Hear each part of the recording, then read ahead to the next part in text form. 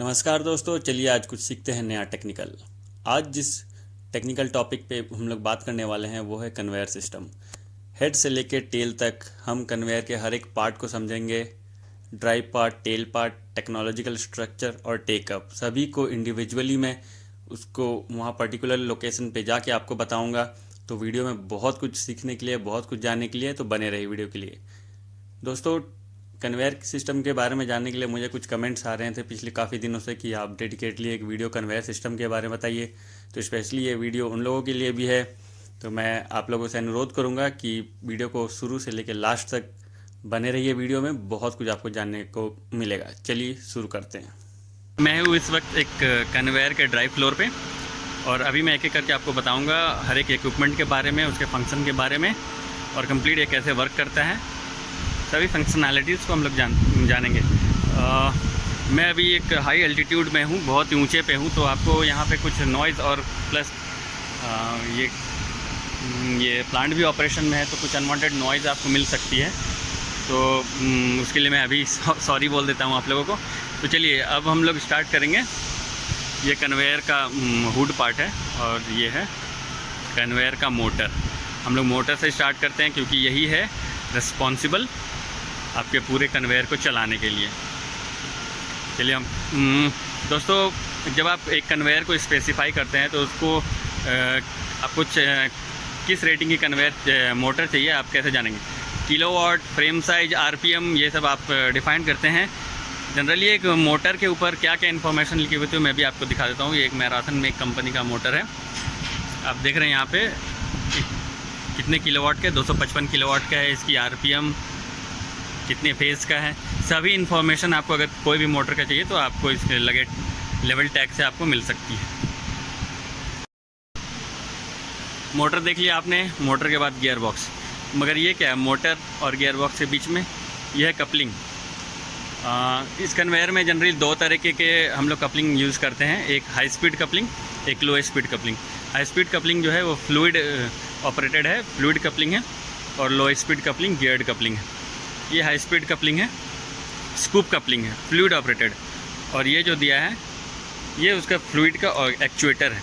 क्या होता है कि जब आपको बेल्ट नहीं चलानी है तो आप इसको स्कूप को डिसएंगेज कर सकते हैं। ये आप जो मैकेनिज्म देख रहे हैं, यहाँ एक पिस्टन लगी हुई है और वो मोटर देख रहे हैं।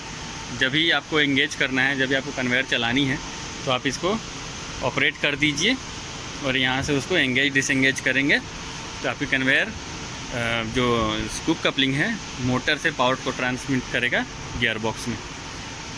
तो ये हुआ कपलिंग, स्कूप कपलिंग, और ये हमारा गियर बॉक्स। स्कूप कपलिंग में कुछ चीज़ें और भी जाननी चाहिए आपको, क्योंकि ये ऑयल ऑपरेटेड है। तो ऑयल क्या होता है, जब भी चलती है अपना काम करती है, फ्लो होती है, और वो स्कूप के साथ मतलब कपलिंग के साथ जब रोटेट होती है तो हीट जनरेट होता है। उस हीट को हम लोगों को कंट्रोल करना पड़ेगा। नेट तो टेम्परेचर हाई हो जाएगा तो वो अलार्म आएगा और आपका कन्वेयर फिर आप चला नहीं पाएंगे। तो उसके लिए हम लोग ये OCP यूज़ करते हैं, ऑयल कूलर पैनल। इसमें क्या होता है, ये देखिए, ये जो दो लाइन आप देख रहे हैं आ रही है, ये पानी की लाइन है, ये इनलेट लाइन है, ये इनलेट लाइन है, और ये आउटलेट लाइन है। वाल्व से कंट्रोल्ड है। ये जो आप देख रहे हैं ये प्रेशर रिलीफ वाल्व है। क्या होता है कि जब आपका प्रेशर पानी का बहुत ज़्यादा आ रहा है तो आप इसकी मदद से इसको एडजस्ट करके आप पानी का प्रेशर को कंट्रोल कर सकते हैं। ज़्यादा प्रेशर आएगा तो क्या होगा, आपके ऑयल कूलर के ट्यूब्स में जाएगा और आपका ऑयल कूलर डैमेज कर देगा। इसके बाद आप देखेंगे ये एक इंस्ट्रूमेंट देख रहे हैं, ये है डिफरेंशियल प्रेशर स्विच। क्या होता है, क्योंकि हम लोग यहाँ दो लाइन यूज़ कर रहे हैं, एक कैरिंग लाइन मतलब मेन लाइन और एक रिटर्न लाइन। यहाँ से पानी जाएगी, आपके ऑयल कूलर पैनल को ठंडा करेगी। वहाँ पे ऑयल जो आप देख रहे हैं यहाँ पे दो लाइन स्कूप कपलिंग, इसके फ्लूइड को जो ऑयल है इसके रास्ते वापस यहाँ पे लाएंगे और ये सिलेंडर में रहेगी और यहाँ से वहाँ से फिर वो वापस कपलिंग को जाएगी। तो क्या होता है कि जब आपका ऑयल यहाँ पे जाता है तो ये ऑयल यहाँ पे रहेंगे, ट्यूब्स में रहेंगे, आपका पानी यहाँ से जाएगा और उस ऑयल पर्टिकुलर ऑयल को ठंडा करेगा और ये साइकिल कंटिन्यू चलता रहेगा। तो इसलिए डिफरेंशियल प्रेशर स्विच हम लोग यूज़ करते हैं। डिफरेंशियल प्रेशर स्विच क्या करता है कि आपका इनलेट का प्रेशर और आउटलेट के प्रेशर को मैनिपुलेट करता है और उसका फीडबैक देता है हमारे कंट्रोल रूम को। ये हुआ मेन लाइन और ये है रिटर्न लाइन। ये वाली रिटर्न लाइन है। रिटर्न लाइन में आप देख रहे हैं कि NRV लगी हुई है। NRV कभी भी जब आप देखेंगे NRV का एक डायरेक्शन होता है। NRV stands for non returnable valve. आप देखिए यहाँ पे एरो है ना, यहाँ से जा रही है, यहाँ से वापस आएगी, ये वन डायरेक्शन में ही फ्लो करेगी, ये इधर नहीं जाएगी, इधर ही जाएगी। तो ये NRV हुआ।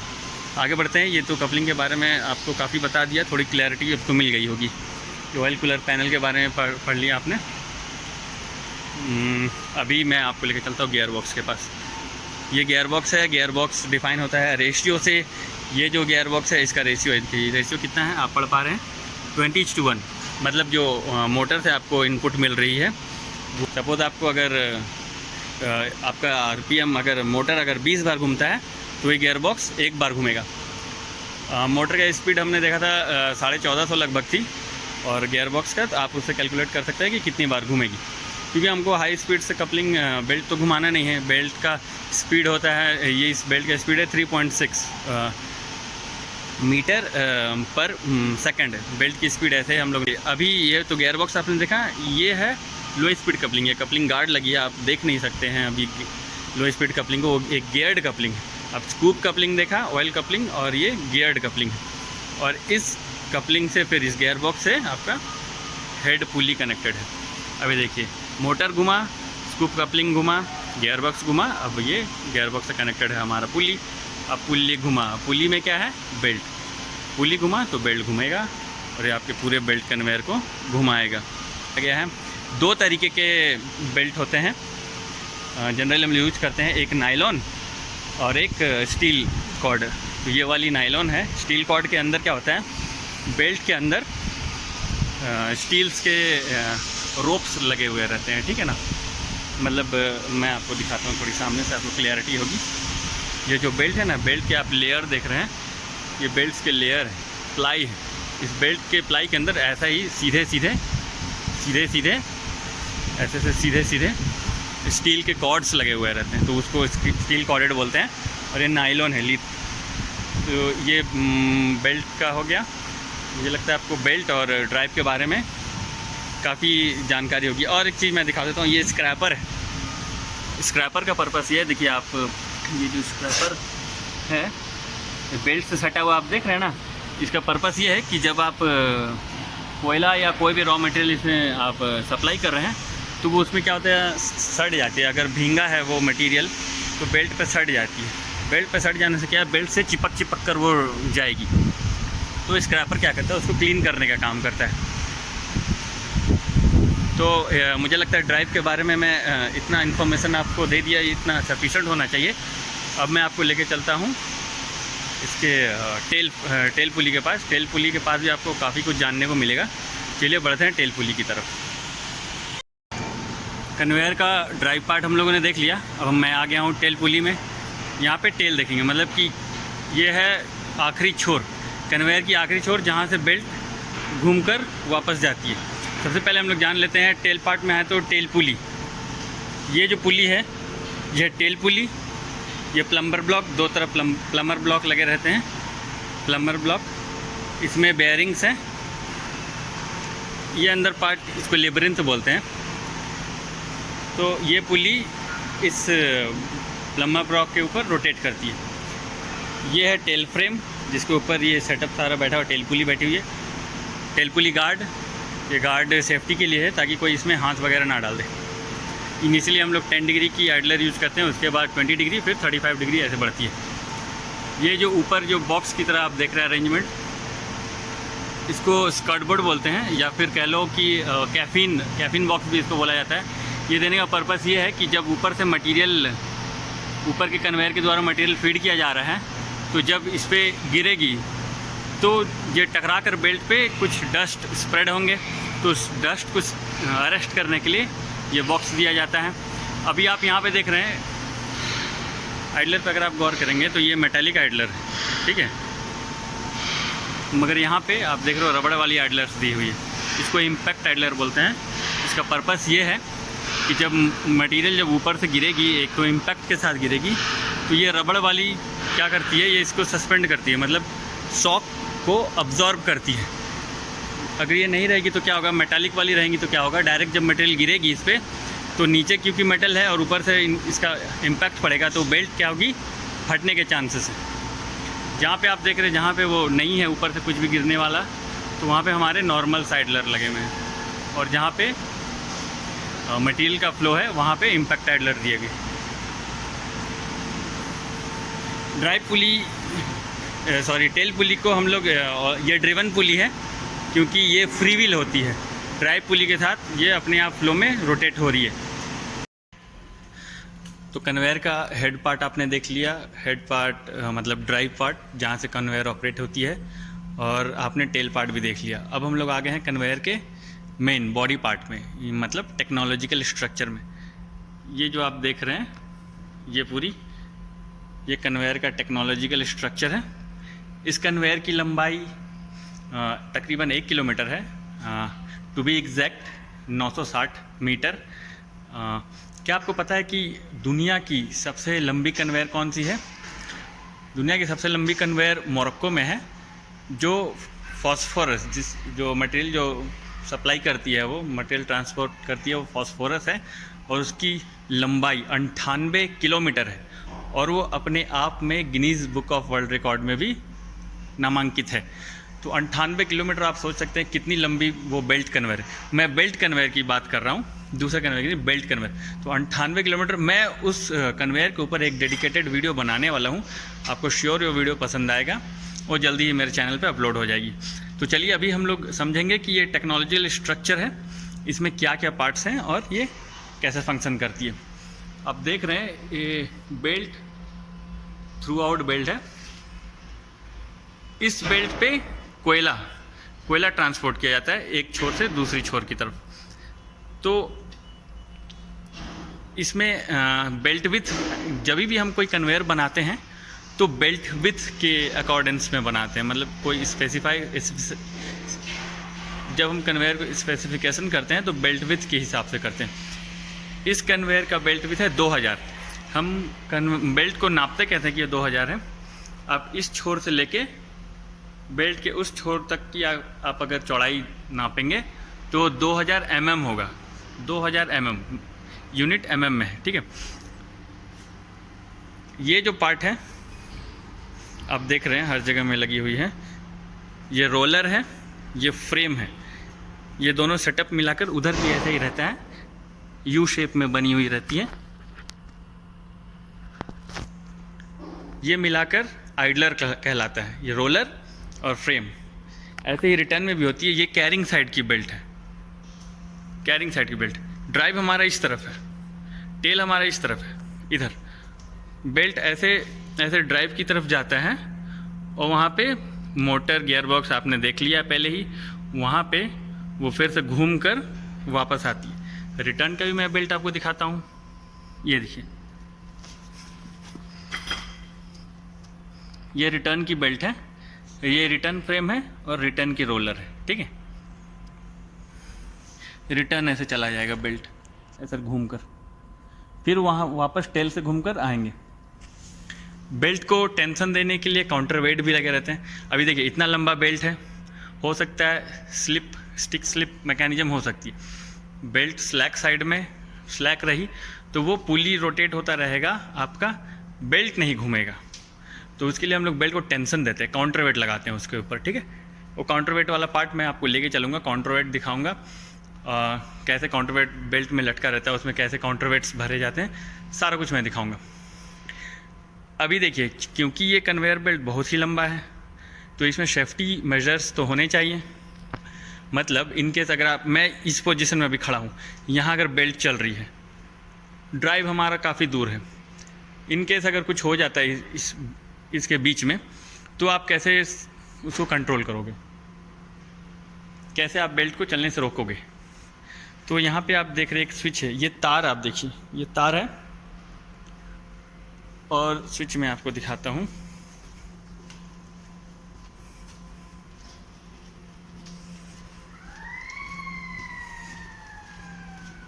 ये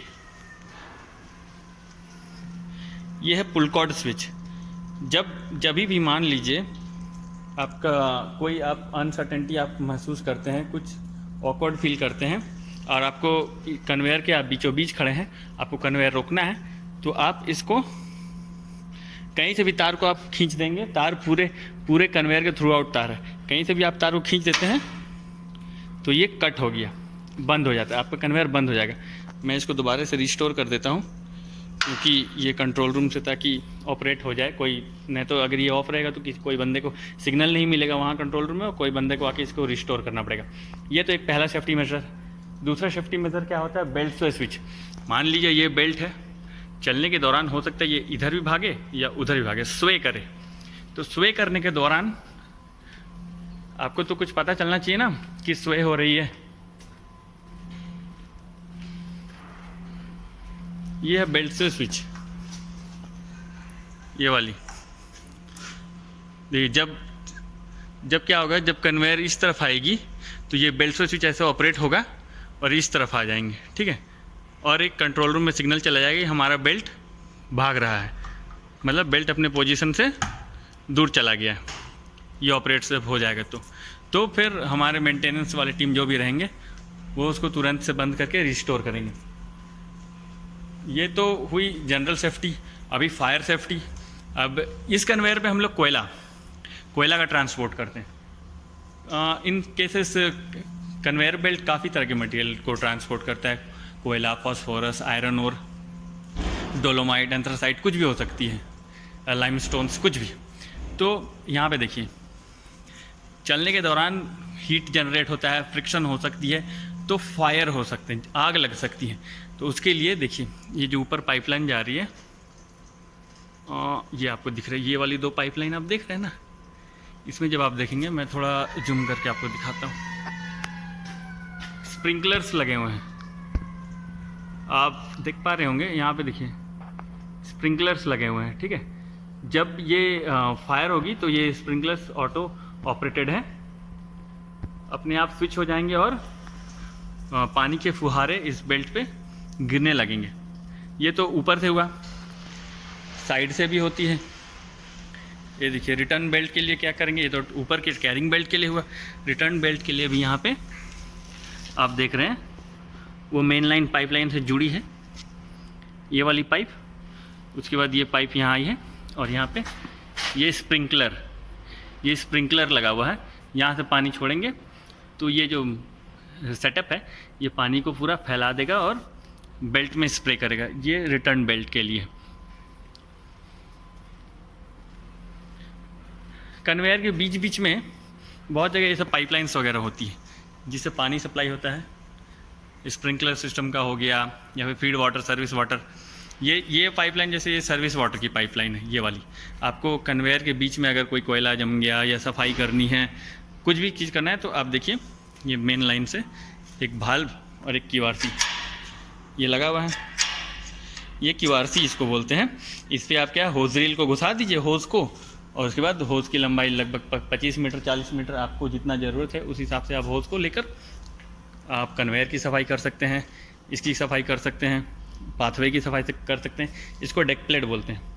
ये 315 का जनरली ये 3.15 mm का प्लेट है, ये यहाँ पे दिया गया 315 की डेक प्लेट इसको बोलते हैं। तो मुझे लगता है कि कन्वेयर के लिए इतना काफ़ी है। अब मैं आपको लेके चलता हूँ टेकअप की तरफ। वहाँ पे हम समझेंगे कि कैसे टेंशन देते हैं बेल्ट को, तो हमारा बेल्ट स्लिप नहीं करता है और आसानी से रोटेट करता है। तो बने रहिए, आपको लेके चलता हूँ तुरंत काउंटर वेट के पास। हम लोगों ने ड्राइव पार्ट देख लिया, टेल पार्ट भी देख लिया, टेक्नोलॉजिकल स्ट्रक्चर्स भी देख ली।